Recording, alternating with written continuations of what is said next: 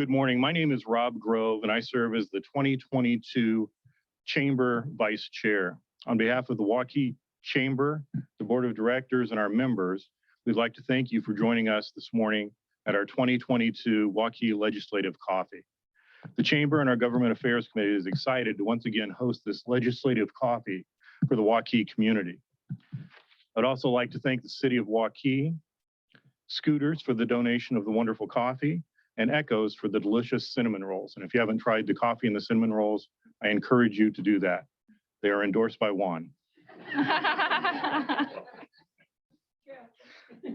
Waukee Area Chamber of Commerce is the guide, connector, and cheerleader for the Waukee area business community. We help local businesses of all sizes become connected so that they can thrive with the Waukee community on their side.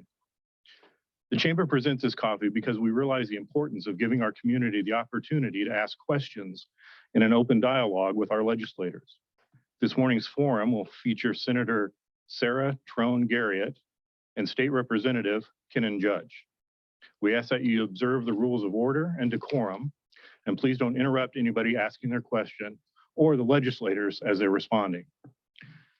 To get started, we'll give each legislator the opportunity to introduce themselves and share what they have earmarked for this session. We'll then take questions from the audience. Please line up 3 at a time at the podium. State your name and where you're from. We have this event scheduled for an hour, so please limit yourself to 1 question and we'll get through as many questions as we can. Senator, would you like to get things started this morning? Thank you. Good morning, everyone. I'm Senator Sarah Trone Garriott. I represent currently Windsor Heights, Clive, Waukee, and parts of West Des Moines. But because we're redistricting, my district was so large. This is the Dallas County portion is in the 5th fastest growing county in the nation. And almost all of that growth is in my legislative district. It was divided in half. And so I've moved to Dallas County, West Des Moines to continue to serve Waukee, Dallas County, Clive, Dallas County, West Des Moines, Adel, and Van Meter. And so I was elected in 2020, and I'll be on the ballot again this fall. And I serve on the Education Committee. Public education is incredibly important to me and my family. My kids are enrolled in the West Des Moines Community Schools. I'm a product of public education. I really thought hard about becoming a public schools teacher, but instead I became a Lutheran minister.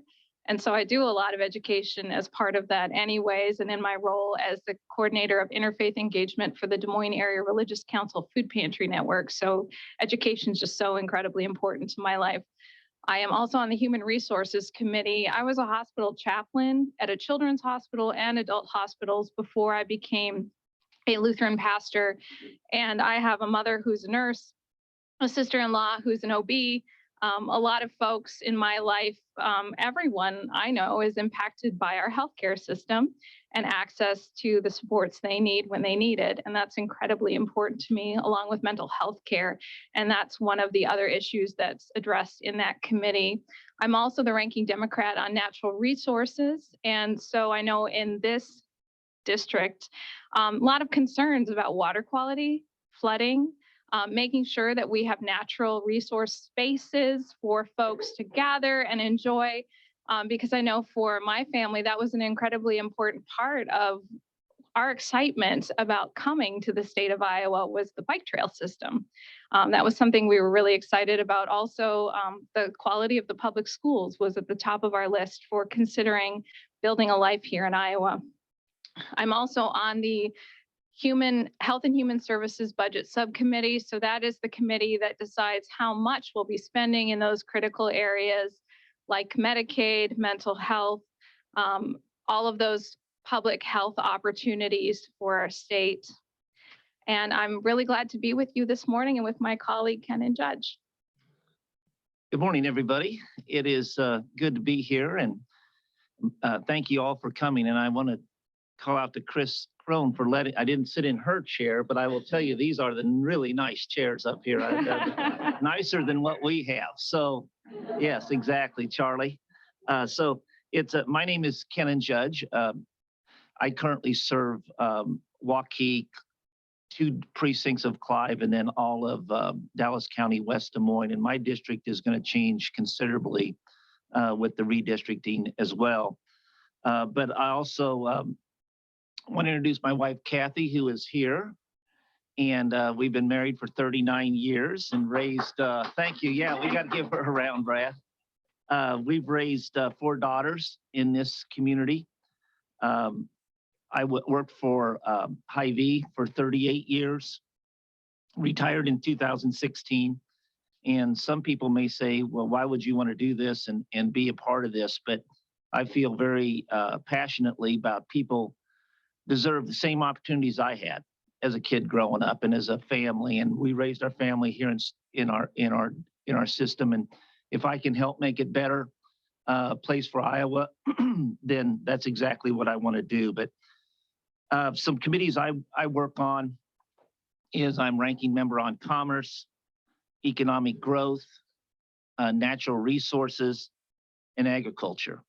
And those committees fit my personality well, because it's really taking my business background and trying to make Iowa grow. And that's going to, hope we get into that a little bit in the question and answer, but that is very important that our economy grows so we can afford the programs that the state needs to work on. So I pride myself in being above the fray of partisan politics.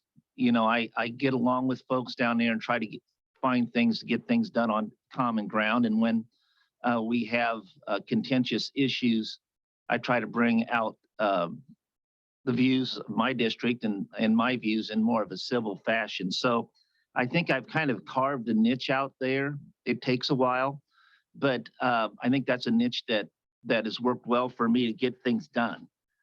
Some areas that I'm very passionate about and have worked on this year and will continue to work on is education funding and in our schools. We're fortunate in this room to be one of the best school systems in the state, but we got to take care and we have to fund them. And I hope some questions come up on that, what we're doing. Also, healthcare is another big issue to me. And I can go on and on about situations that I've heard, but just recently I talked to a constituent that is a diabetic. They can't afford their diabetes medicine. And 1 month they're choosing whether to take buying their diabetes medicine or food. To me, that's not right. And we have to work at ways to make that affordable. And we have bills in front of us this year that have passed out of committee that will help do that. Do we have the courage to pass them on the House floor and the Senate floor to make life better for people? We have, not all Iowans are getting taken care of. And to me, until every last person has health care, and especially mental health care, we have to continue to fight. I have just talked to 2 people that are there in my district that have been waiting since 2017 to have their children put on a mental health disability waiver. And these are real people and real kids and people that need our help. So that I'm very passionate about that. Also on the economic growth side is housing. We have to start looking at housing, making housing affordable for people. And that sounds good and that sounds broad, but we have to start working on a consistent basis across the state to upgrade our housing stock, to have houses that people can afford. And I go as far as to say that housing's a right. And until you've talked to somebody that is homeless, you know that. So housing is important. I think we have one of the oldest housing stocks in the country. And that just doesn't touch us here. I mean, everything here is growing. We're doing fine. But for our economic growth to be this 3.5% to 4% that we need to keep up, we have to engage rural Iowa and we have to engage all parts of this state. And we can't grow our workforce if we don't have housing that's affordable. So those are three areas of mine, among others, that I'm working on this year. And then I'll also say that, and I always say this, not everything is contentious there. Probably 85% of the bills that we work on, we're trying to make Iowa a better place, and we're working on them together. And we're getting together with the members across the aisle and saying, okay, what are we going to do here? How are we going to make this work? Because everybody has a unique system. So a unique set of skills. So I appreciate you all being here and look forward to your questions. Very good. Thank you very much. So with that, let's go ahead and get the questions started. So first question, if you're ready to step up to the podium.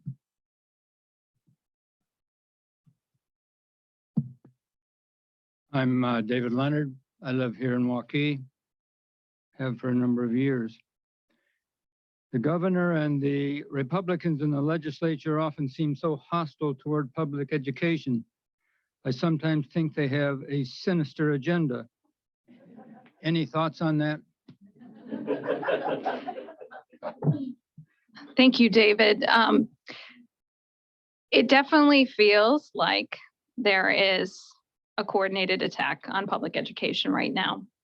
For years, we have been not providing the resources that our public education system truly needs to keep up with the costs of educating our children and recruiting and retaining the best educators and staff.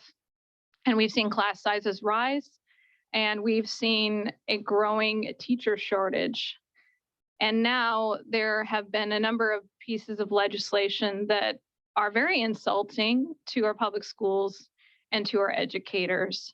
These are our neighbors, our friends, our community leaders that we're talking about. And yet there seems to be an intent to disparage and discredit them in their work, to treat them like they're our enemy, which is not true. We can disagree about processes, we can disagree about issues, but we should never treat our neighbors like they are our enemy. And so I'm very concerned about the legislation I'm seeing that just micromanages and nitpicks the processes in our education system, because we do have good oversight, we do have good processes. Of course, we can work on those, but this seems an attempt to take away local control and place it in the hands of a small group of legislators. I'm also very concerned about an effort to take money away from public schools and give it to private entities. The voucher bill, which is SSB 3080, passed out of committee last week.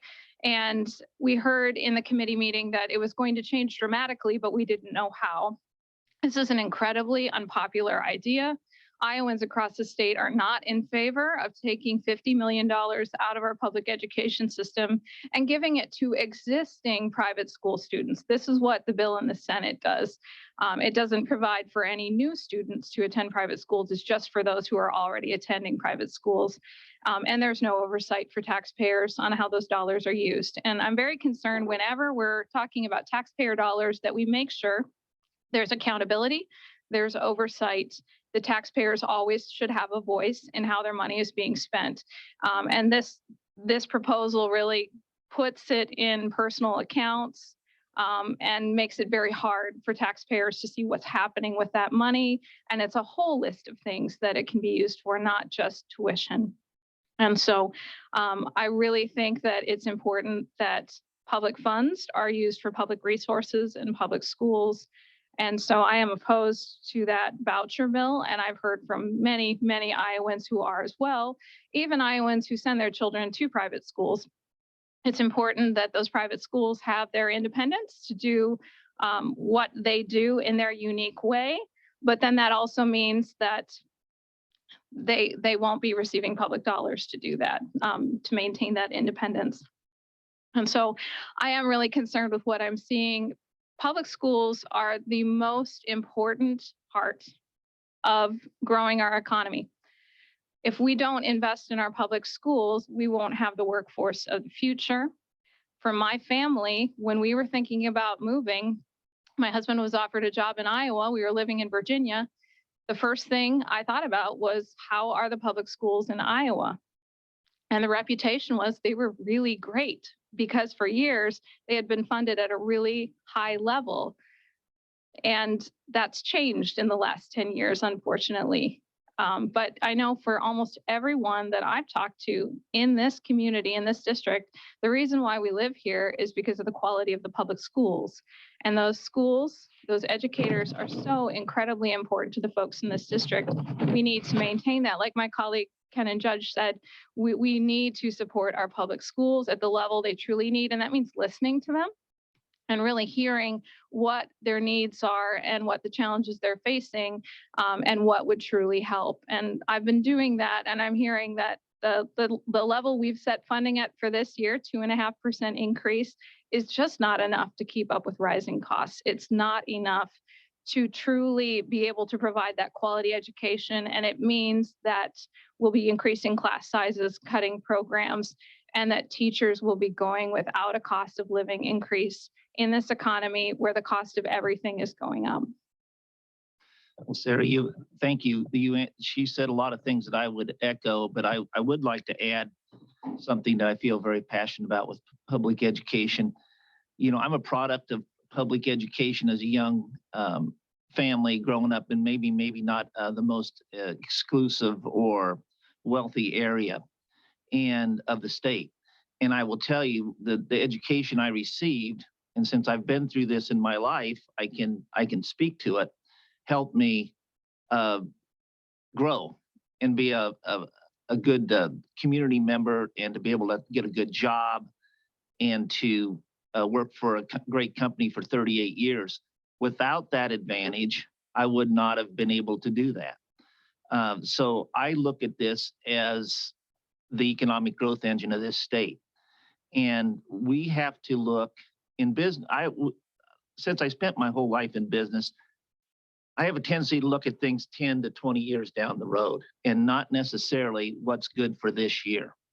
And you're going to start seeing in 10 years, public education will look different. And then not unless we speak out and say, here's what we want to do, then we're going to change it.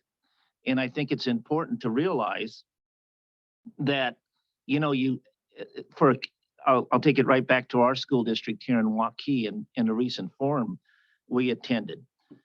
You know, operating costs have gone up dramatically. Transportation costs went up over $1 million in Waukee last year. Heating cost, we all look at our utility bills and see what the heating costs have done. You know, we drive by schools and think that just automatically happens. And then what typically we can offer kids is also the programs and the classes that we can offer get cut back because of lack of funding. Not necessarily you're going to see a big changes in Waukee schools this year. You're not, but you may see additional class sizes. But I'm talking about the erosion of education over 10 years from now. And a number that was startling to me at our last forum is that that there was 1,500 new students in public schools this year. 600 of those are in Waukee. Think about that number. I mean, we're growing. We're not. I mean, we have one of the best school systems in the state, bar none. However, that's not happening everywhere across the state.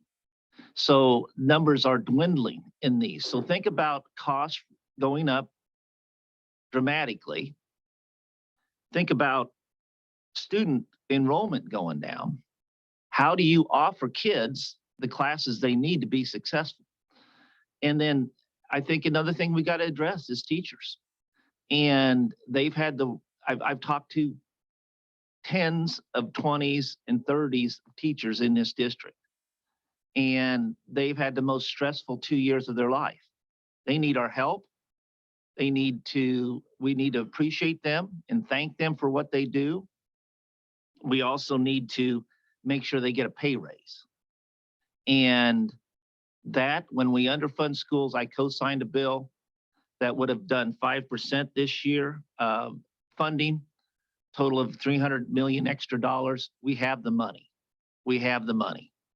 The bill was passed at 2.5%. It's not enough.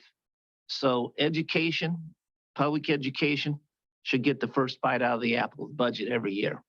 And I feel strongly that this is important. And, you know, you think about what dollars it can do. Mental health counseling for our kids. Our kids have come through 2 tough years themselves. And if we have that extra money, we can have the mental health counseling in the schools and the help that these kids deserve. So I really get involved, appreciate your voice, and make sure you are reaching out and talking with us and letting us know your views. Thank you. Hello, can you hear me? Yeah. I'm Brad Irwin. I live in Waukee, and I have a follow-up question to that. I know you two aren't lawyers, but don't you think that diverting public school money to private schools, especially religious schools, is unconstitutional and violates the separation of church and state? No offense, sir. I know you're a reverend, so.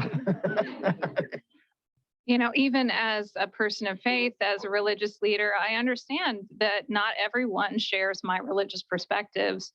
And so we need to be mindful of that, keeping some distance, keeping some separation. We have a lot of values in common across our diverse beliefs, and got to focus on those things. But my concern is accountability and making sure that taxpayers have oversight. And so the private school voucher bill takes the money out of the school system and puts it in individual parents' accounts for them to spend as they choose, on a whole host of things that could be tangentially related to education, but not necessarily. Private lessons, therapies, things that are not well defined. And there isn't a really good process to make sure that those dollars are being spent for appropriate items. And then when money is paid to tuition to a private entity, it doesn't have the same oversight as a public school. Public schools have publicly elected boards. Public schools are required to accept all students. Public schools are bound by state and federal civil rights laws. And public schools have that requirement to not indoctrinate or promote any religion over another. And so for the unique educational perspectives of private schools that are religious, I mean, that's at the center of their mission, and that's fine, but that can't be funded with public dollars then. And that is my concern, is to maintain their independence and their unique educational perspective, and to make sure that taxpayers have the ability to have oversight over how their dollars are spent. And this, to me, is a little bit like money laundering, where we give it to someone and say, well, whatever you do with it, we hope you're doing the right thing. That's not enough with taxpayer dollars, especially not 50 million of our dollars. Thank you for the question. You know, first of all, I say I have nothing wrong with sending your kids to private school. You know, if that's what you choose to do, that's fine. But I'll go back to saying that public education is a great equalizer in this state, and using taxpayer dollars to first of all, we already put a lot of money into it, to private schools. But however, this voucher bill that we're discussing this year goes further, and I really believe it's a slippery slope and is going to change our education system, not for the good in the entire state. If you think about rural Iowa, and we have to consider the whole state when we talk about education, there's really no place there for kids to go to a private school. So taking money out of the public education and putting it in private education in a few communities, to me, undermines how much money is left for the whole state. And so I've been opposed to this legislation and will continue to be. And we'll see if it comes to the House floor. I know they're working hard on making amendments to on this bill, and so I oppose this legislation. Thank you both for being here. My name is Tanya Schramm and I live in Waukee. And thank you to the Chamber for hosting again. I've missed these. These are so great. My question is on the flat tax proposal. There are different percentages proposed from the governor and from the Republican Party in the House and the Senate. And while a flat tax sounds beneficial for some individuals or families, in general, a flat tax is a regressive tax which adversely impacts people in lower income brackets. But my question is more focused on how a flat tax might impact our community in ways that aren't getting talked about. For example, a few weeks ago at the school board legislative forum, you both talked briefly about how the flat tax could impact funding for our schools. That was really eye-opening for me and kind of a shock. So I've been percolating on that for a couple of weeks and wanted to explore that a little bit more today. Can you speak to some of the consequences a flat tax might have on our communities, including funding for our schools? Thank you. Would you like to go first? Thank you for that question. We just voted on this this week, and it's an important piece of legislation. You know, I supported many amendments that would have changed some things in the bill. And at the end of the day, I was a yes vote on that bill because I wanted to give the taxpayers money back where I could. And here's what we need to look at and what's going to have to happen for this to answer your question. What's going to have to happen for this to work and not erode our public education? First of all, we have the surplus in the taxpayer fund that has to be given back. So you have to look at it in ways, okay, how do you do it? How do you make this happen? And I think how we have to look at it now, where economic growth, if we can grow this state to the levels I think we can, then this tax will work. Cut. If we don't, we're going to go down a path that we'll have to make changes. But at the end of the day, when you're faced with these bills, you have to consider all parts of it. And I'm not that far removed from raising a family and knowing that a few extra dollars in my pocket is worth something. So I don't know if we grow the state to this 3.5%, I think we're going to be fine. However, I think the bigger question is what part of the budget do you put into public education?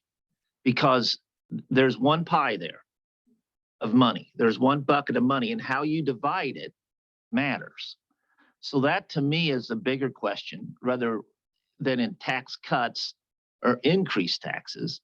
The bigger question is how you divide that pool of money.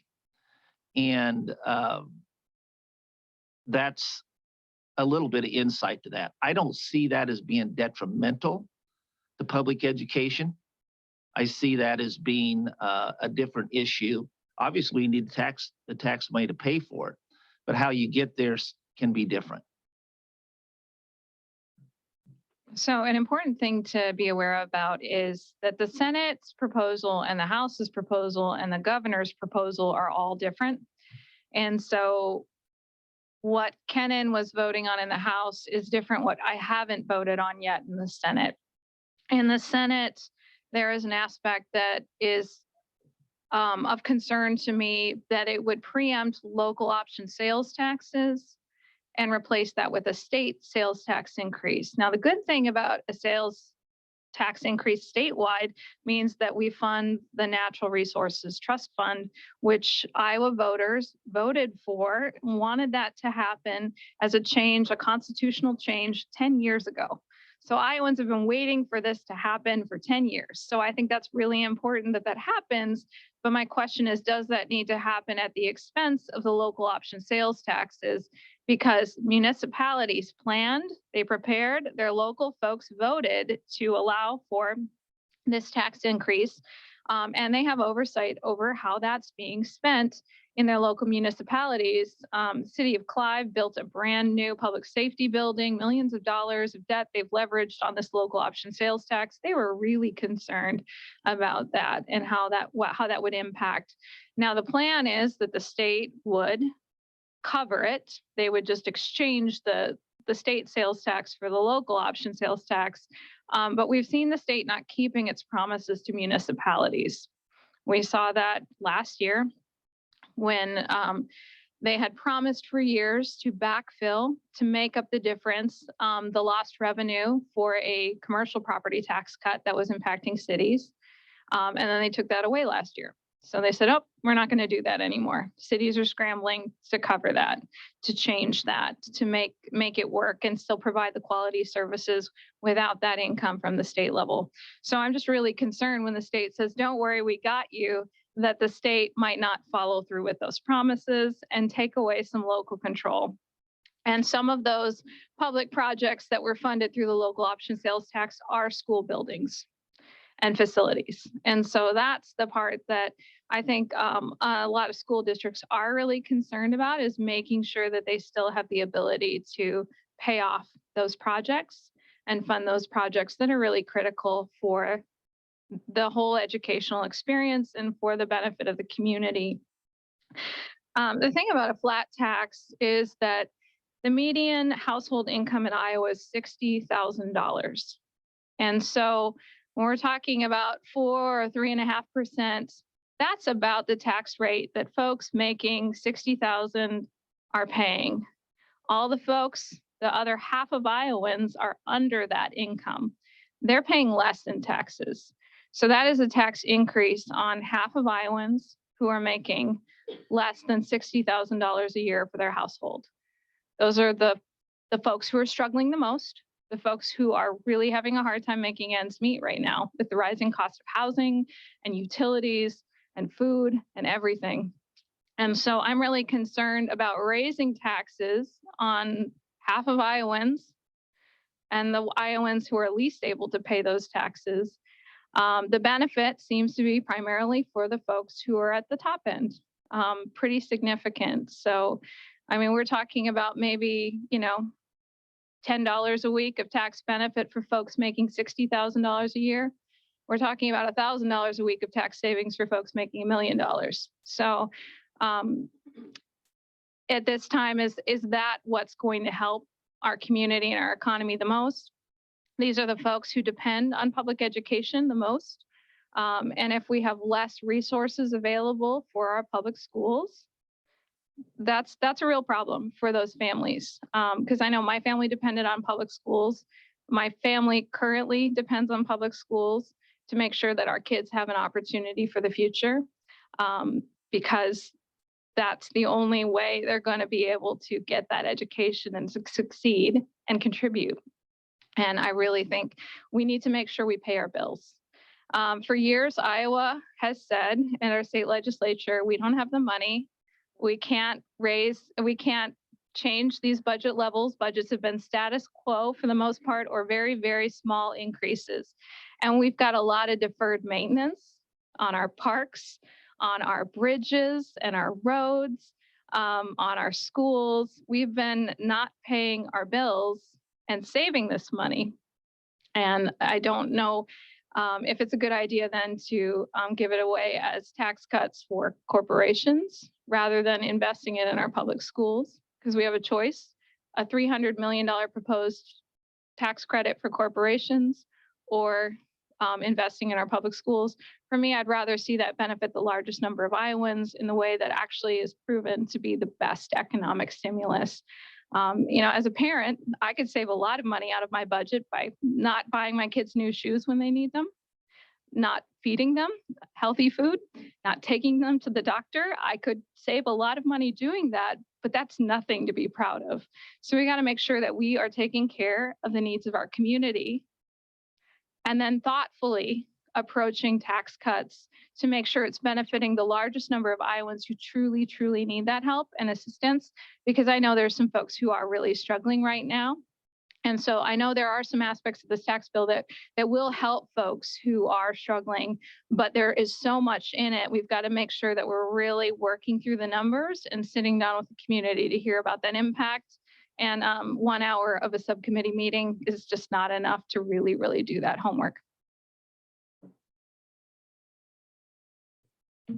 Hi, excuse me, Wendy Marsh with the Waukee School Board. I think you can see where my questions are going.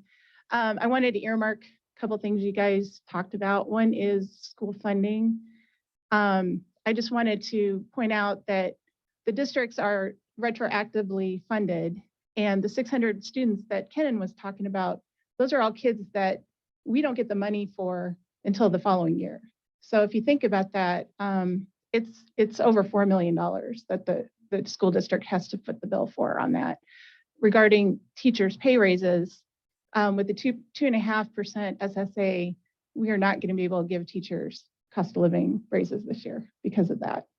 So that's pretty devastating. And then one of the, I wanted to earmark on the flat tax, the district members just voted on a $100 million bond referendum last year or the year before. We're not sure if we're going to get that money now. So we're not sure how we're going to be able to pay for the school natatorium, the new buildings that's supposed to fund, and all of the other projects. So that's a scary thought for our district. But we just had a very contentious, I want to pivot back to vouchers. We just had a very contentious board meeting Monday night where the Waukee School Board voted in favor of a resolution against vouchers, which I'm very proud of. And a couple of the things that came up during the meeting in favor of vouchers was the fact that it will help make school districts more competitive. And then another huge point was that it will also help poor students be able to go to private schools and so forth. And I was wondering if you two could speak to those two issues. Thank you. Yeah, you can go first. Thank you for the question. You know, I don't buy into that schools, you know, I believe I'm a capitalist, and I believe that capitalism is a way to organize any society. But when we're talking public education, I don't think competition is a word that should be used. I don't think that is the right way to approach it. We have to look at public education as is what it is. It's given education to everybody on an equal and fair basis, no matter what you can afford. To answer your question on, you know, allowing kids to be able to afford to go to a private school because of vouchers, you know, I don't 100% agree with that either, because, you know, that's part of the cost. Transportation's another cost. How are you going to get there? And to me, we're going down a slippery slope. And once you start down that path, even slightly, then it just continues to roll. And, you know, I believe in our public education system. I believe in our teachers, and that they're making a difference. I mean, I've talked to several teachers and I've been a product of this, that they've made a difference in my life and made a difference in my kids' life. And I don't think sometimes we realize how big an impact they have for our children. So I really feel strongly that we have to prop up public education. We have to take care of our teachers. And to your point about pay raises, you know, it's always about the kids first, and we got to look at the kids first. But we can't look at the kids first if in 10 years we have a teacher shortage. And I'm afraid that that's where we're headed. There's nobody in this room that would stay at a job long term if you weren't going to get a pay raise at all. And to me, they deserve a pay raise. And we can afford it. We can do it. And I think that that's our best approach. But bringing capitalism into education, to me, is not a good approach for private versus public education. The idea that public schools need more competition is very insulting, because I've never seen any entity, any group of people work harder than in the public schools. And they're competing against low funding. They're competing against a rapidly changing demographic with greater needs and higher levels of poverty. They're competing against social services all around them falling away and being the last ones, besides the police in the emergency room to be able to respond to all of these diverse needs and very challenging needs that our student population and families have. If we're going to talk about competition, then let's make the playing field level and fair. You can't say it's a fair competition if one entity has a whole host of requirements and rules and expectations and the other has none. If one is held to all of these high standards and the other can do whatever it wants, if one is bound by spending limits and spending authority and public money set by the legislature and the other one can fundraise and spend money however they choose, that's not fair. So I think applying competition to public education is just, it's very insulting, because I know our public educators are working so incredibly hard to make sure they can do as much for these kids and for our communities as they possibly can with the limited resources they've been given. But when we talk about this as an opportunity for poor students, the reality is that this voucher bill only benefits existing students who are already attending private schools. And it is, the income limit is 400% FPL. That's $109,000 a year for a family income. That's well beyond and above that median income for the state of Iowa. So this is not just benefiting low-income students. If it was, they would set that income limit at the same income limit they set for childcare assistance, which is 135% of federal poverty level, much, much, much lower. Or the income level we set for getting food assistance, 160% of federal poverty level, which is less than half of what they've set this level at. So it's truly not going to be targeted for low-income students, and it's not really providing anything to low-income students that they aren't already receiving if they're attending a private school. But what we can do to help low-income students is make sure that we provide a poverty weighting so that our schools are funded for those schools that have a higher level of poverty based on needing free and reduced lunch, to make sure that they're receiving more funds to provide all of those services and supports that those students need that already exist for them in the public schools, and making sure that they truly, truly can deliver what the students need.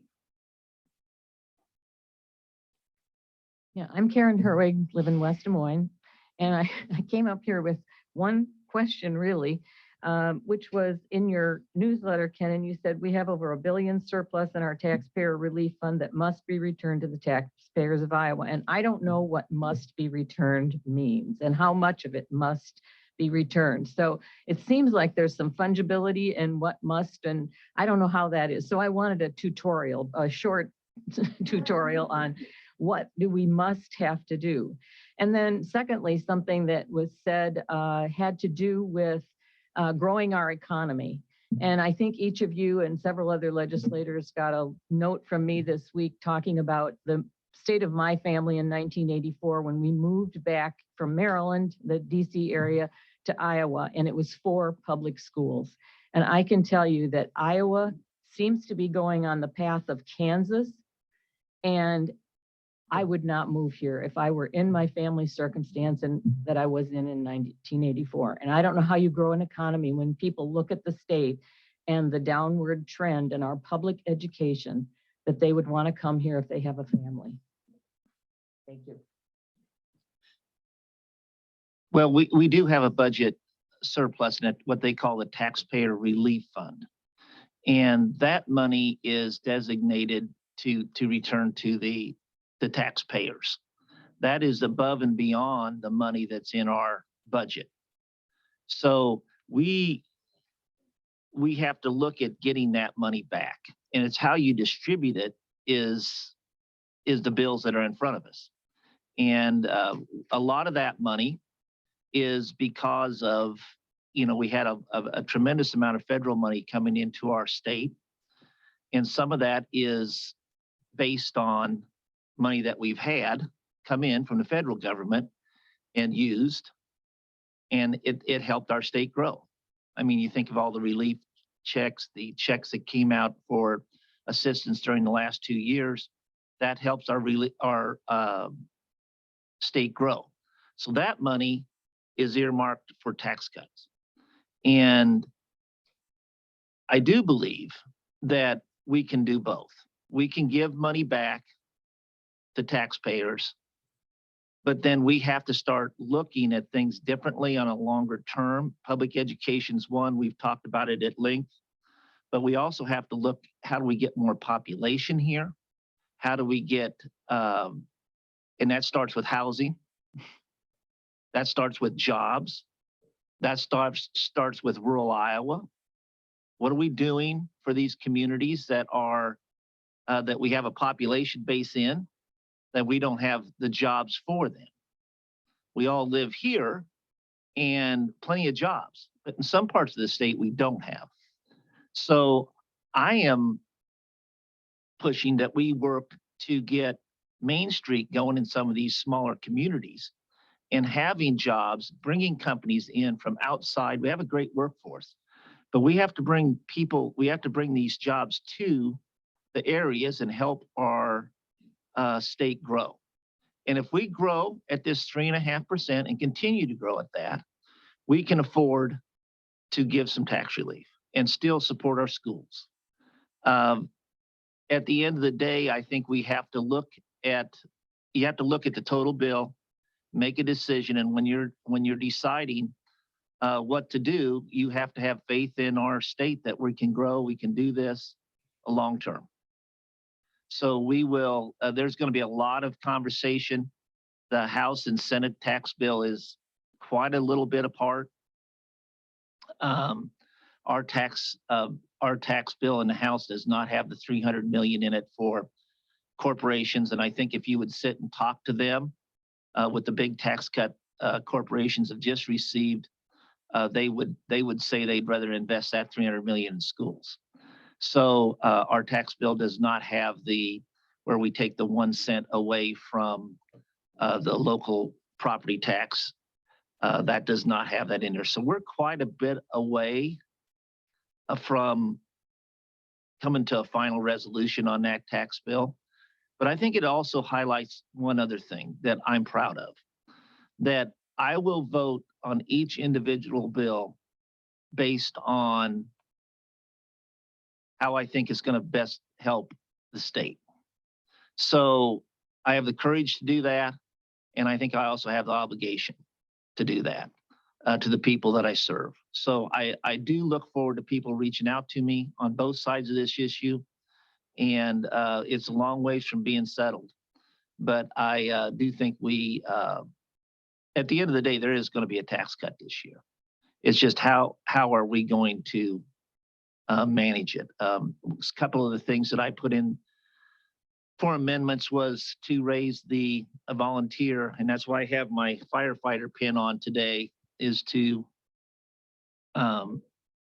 advocate. If I'm a volunteer fire department, I have a $250 tax credit a year. I voted to raise that to $1,000 a year, and what that will do for rural Iowa. So there's things like that we can do with childcare, raising the cliff, the amount of money that is that we can help individual families with childcare. I signed a bill and an amendment to that tax bill that would have done that. And so there's things in the bill I would have changed and done differently. But at the end of the day, I think we have to look at this holistically and see what is going to be the best that's in front of us from this bill. So the taxpayer relief fund, there hasn't been a distribution from that since 2013. So if we've got over $1 billion sitting in that fund, we could use it to provide some relief for taxpayers. And I'm in favor of that because it can only be used for that purpose. And there's an automatic kind of function that shifts money from the general fund and surplus to that fund. All right, if it's there, let's use it and make sure we can use it that will benefit people in the most effective way. We could send checks to the lowest income Iowans and give them relief through that fund. When my family received the child tax credit every month from July through December this year, it was really helpful to our family, but I know it was helpful to families who were really struggling. It reduced child poverty. It cut child food insecurity, child hunger by a significant margin, and it happened immediately. And unfortunately, when that federal tax credit ended in December, we saw an increase in childhood poverty immediately. So, I mean, that's the kind of thing that we could target that money for that would really help those low-income Iowans with children, folks, seniors who are struggling to pay their bills, to have enough money to eat. We're seeing a growing number of seniors struggling with food insecurity. It's those low-income Iowans that we could really benefit, and they spend that money in our economy on those important things like food and transportation and childcare. We could really target those funds to help the folks who are really struggling right now, and that would benefit our entire economy. And I'd be really glad to do that with the Taxpayer Relief Fund. Good morning, Representative Judge and Senator Trone Garriott. My name is Mary Neubauer. My husband, Larry, and I live on the Waukee side of Clive in your districts. And I can envision that in today's political environment, maybe you don't receive thank yous all that often. So please accept our thanks for the work that you're doing, and particularly for the in-person visits that you're making in your districts, because you're interacting and listening to your constituents, and that matters. My husband, Larry, and I lost our son, Sergey, to suicide in 2017, and I now serve on the Children's Behavioral Health System Board, overseeing the new children's behavioral health system that was established here in Iowa just a handful of years ago. We have made progress, but you know, in many ways, the pandemic has pummeled all of us in terms of mental health, but particularly the crisis among our young people, and suicide numbers among our young people are perhaps even worse today than they were when Sergey took his own life a handful of years ago. There are a suite of bills moving through the process this year that are designed to make Iowa a more inviting place for practitioners to come and establish their businesses and practice here in Iowa. One would establish new psychological residencies at the University of Iowa. Another one would, two other bills would provide loan forgiveness to both folks who can prescribe medicine and non-prescribers. There is a bill that would allow hospitals to receive higher reimbursement rates to care for the most critically ill folks with mental illness. And there is another bill that would improve the tracking of mental health spaces available to help Iowans. There also are some other bills, but those are the major ones that I see moving through the process. Hospitals and treatment providers have told us that they need help in attracting the workforce, all the way from the very highest providers, meaning psychologists and psychiatrists, all the way down to frontline workers.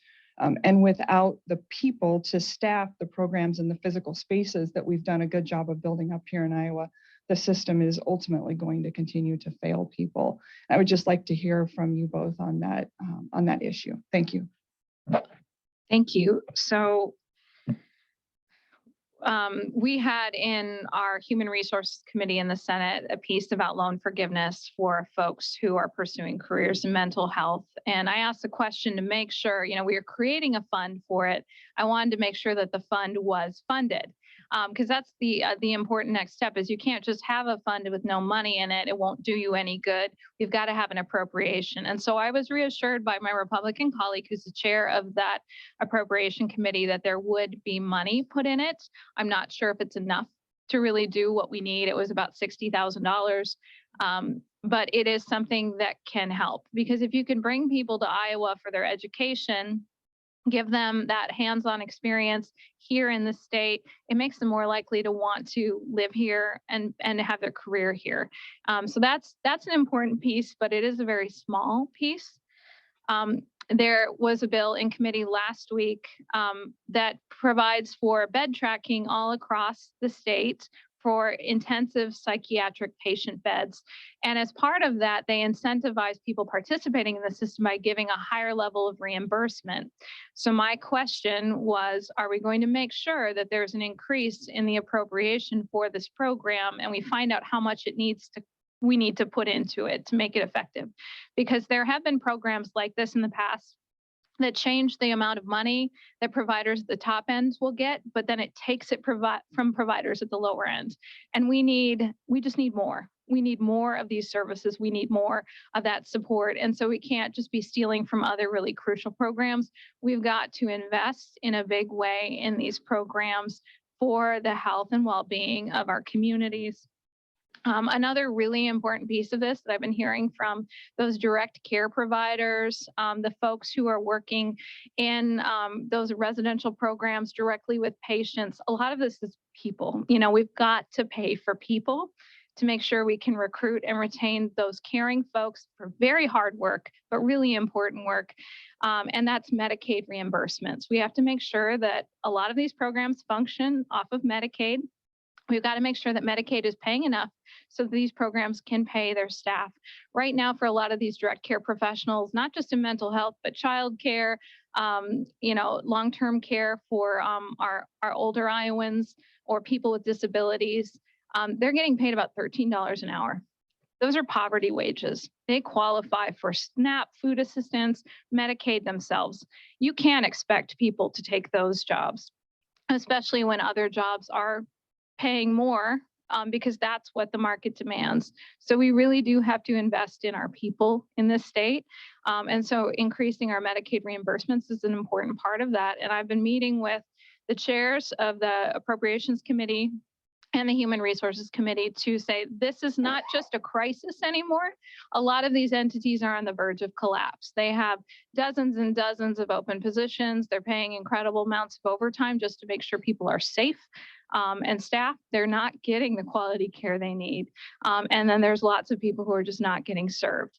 And these programs are just really concerned that they will collapse and leave lots of people without the assistance they need. And then I think a part of this always is funding our public schools, because that's one of those places where kids can get identified with needs. They can get resources for their needs. And it's been a hard couple of years for our kids, our families, our educators. And we really need to make sure that there are enough adults with the kids to give them that special attention and support that they need, and to be able to see when they're having challenges so that we can get them to help. And so it does all come down to money, but when we invest in our people now to make sure they're healthier and safer, you know, it's saving a lot on the cost and the human cost in the long term. And we got to do this for the people of Iowa. We just really need to do this. Yes, I think all these bills that we're talking about are a good start. We have, I talked to 2 mental health professionals in my district this fall as I was out visiting with folks. And I will tell you that they both told me that this is the root of the problem, that we don't have the workforce and we don't have the, in all areas to serve. So I would be in support of all of these programs. And I do think it has to start with kids. And children's mental health is one, if detected early enough, we can make a difference in this child's life long term. And I think we have to look at one other area, because a lot of times mental health is masked with substance abuse.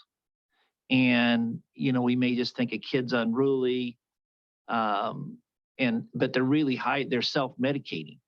And so that's another area that we have to fund and make sure we have the right professionals here to detect that what is really masking this mental health. And if caught early enough, we can make a difference. And I think another area that we need the resources, the beds and the infrastructure to support. A lot of times we spend money taking people from this part of the state clear across the other part of the state to get care. They're away from their families. They're away, and that's part of the way that people recover. And we're spending a lot of money transporting, and it's a huge issue that I think we have to get started. And sometimes things are so insurmountable, it looks like. But starting with these residency programs, loan forgiveness, and hospital workforce is building it from the ground up. And I'm supportive of all 3 of those. We have one quick housekeeping detail. We promised everybody that we'd be done in about an hour, and it is now about an hour. So what I would ask is, if our legislators are okay with it, it looks like we have 2 more questions. If we could go ahead and finish those, and then we can wrap up after that. All right, thank you. My name is Doc Haas. I'm a student at Northwest. And I was wondering, since you guys asked it at the beginning, was about mental health care. I was wondering what you meant by that term, because like I've had a lot of friends where I've had late night calls with them because they have attempted to kill themselves. And I was wondering, what would you do for that? And what is like your guys' attempt at a solution for this, since my generation has I believe, the biggest mental health problem. Thank you, Doc, and I really appreciate you being here. There's a lot of young people that I've seen up at the Capitol advocating for issues that are important to them, and I appreciate that so much, because we're making decisions that impact you at the state Capitol, and we need to hear your voices. And so any way that I can encourage young people to be part of this process and advocate for themselves is really, really important to me. And it sounds like you are a person that your friends turn to for support.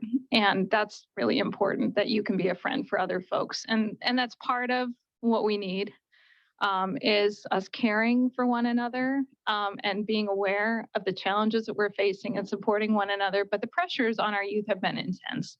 The last couple of years have been so incredibly hard. There are a lot of challenging issues that are impacting your life. And I know that sometimes young people feel like no one's listening to them. And so any way that we can make sure we're stopping and paying attention to our young folks and hearing how these conversations or disagreements are impacting them is really, really important. And to make sure that our young folks have the tools and they've got the trusted adults that they can turn to in the places where they're at. So, that for me goes back to schools where you spend a lot of your time. It's where you have a lot of your connections. It's where you have a lot of your most trusted adults accessible to you, and to make sure that in our schools, we have the resources to make sure that those adults are available to young people and accessible. And who you can refer your friends to, or who you can reach out to for help when you know someone's struggling. And part of that is just making sure there's enough folks with enough time to be there for our young people. And I think for all of us, all the adults here in the room, to hear that and know that our young people need us, and they need us to be showing up in the community, to be supporting our public schools, to being present for them. Even if you don't have young people in your lives, I really encourage you to find a way to spend time with young people, so that you can be one of those important people that's there to help for them. And those aren't necessarily state policy solutions, but I think we can really promote that, to be thinking about, how can I be there for my community and for the people who are struggling? Because that's just so incredibly important. So thank you for bringing that up. Yeah, thank you for that question. And I think I'll answer, mental health is definitely something we need to address at the state level. But I think you've done something by talking to these kids and helping them out. And sometimes that could be the most important thing that you do, is visiting with them and shining a light on it. I think it speaks volumes that you're here today advocating for those kids. So I think you've already done your part, and I hope that you continue to do that, because these kids that you visited with they need a point of light.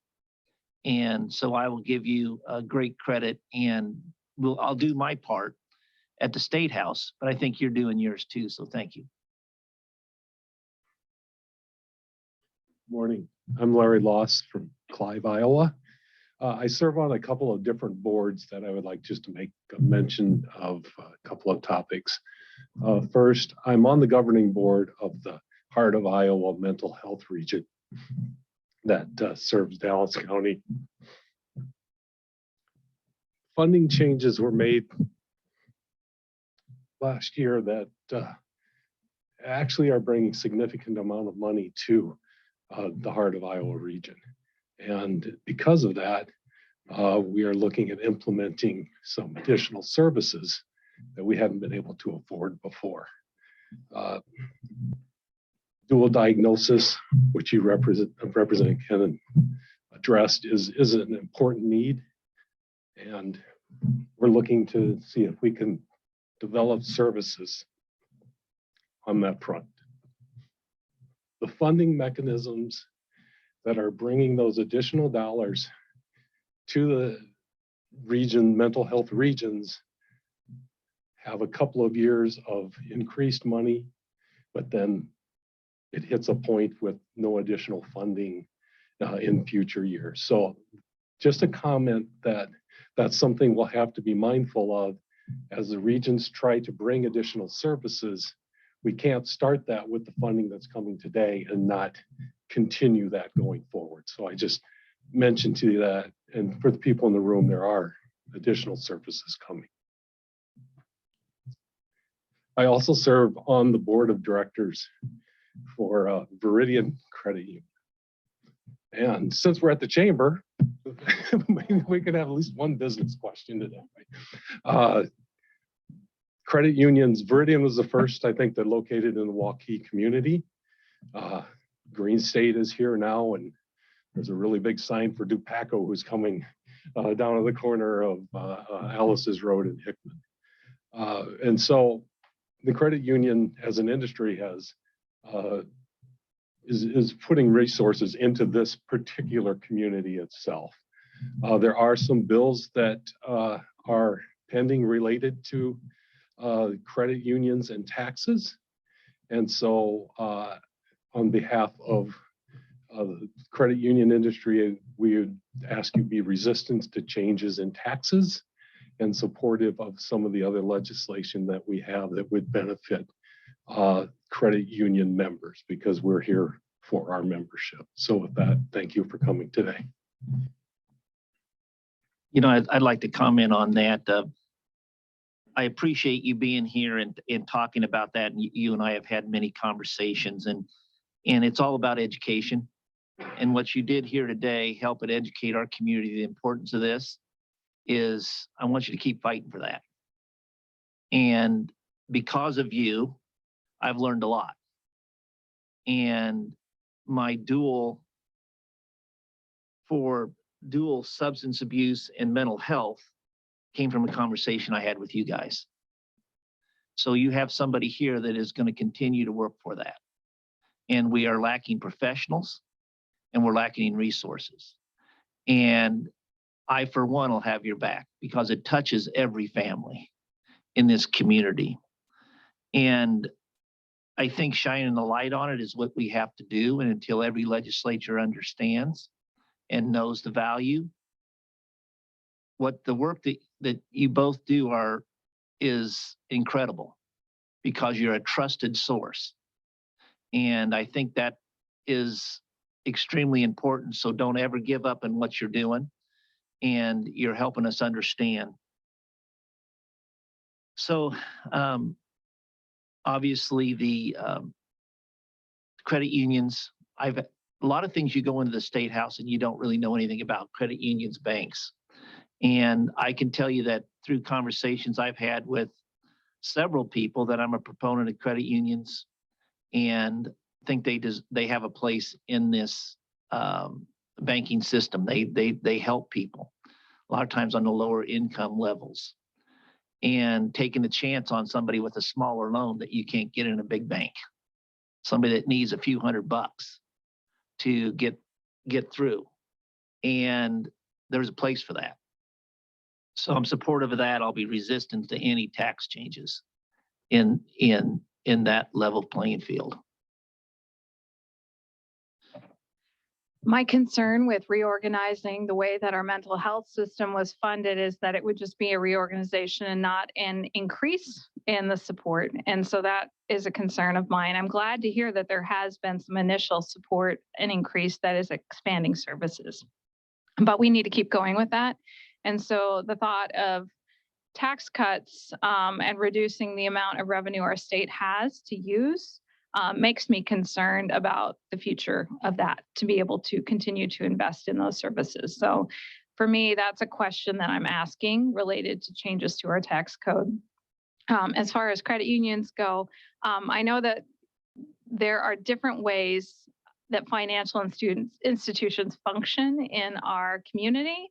And so I'm very mindful of that, making sure that, as they are different, we treat them differently. And as they are similar, we look at that and try to make sure things are similar. And I know that's something that we continue to work through, but I am paying attention to how those financial institutions show up in our community and what investments they make in our community and what things they advocate for in the legislature. And so I do appreciate how I've seen credit unions showing up for things that I care a lot about, like childcare and housing. Those are things that are really important to our economy and really important to our people.